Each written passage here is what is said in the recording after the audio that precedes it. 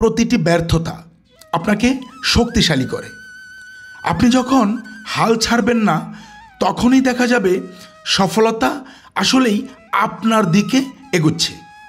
হার মানা সহজ, লড়াই চালিয়ে যাওয়া খুব কঠিন, কিন্তু বিজয় সবসময় কঠিন পথের শেষে।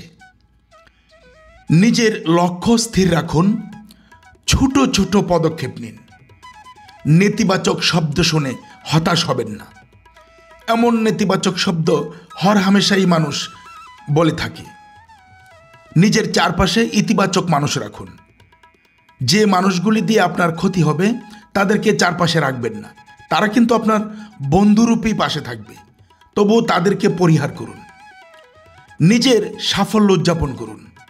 এটা ছোট হলেও আপনি খুব ছোট ছোট সাফল্য অর্জন করেছেন, ওইগুলি উদযাপন করুন।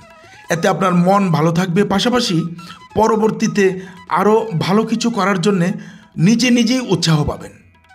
বন্ধুরা, মনে রাখবেন, যখন সবাই বলবে আপনি পারবেন না, ঠিক তখনই প্রমাণ করার সময়। আজ যদি চেষ্টা শুরু করেন, কাল আপনিই হবেন সেই মানুষ যিনি সবাইকে দেখিয়ে দিয়েছেন। কঠিন সময় মানে হার নয়, কঠিন সময় মানে লড়াই করার সুযোগ।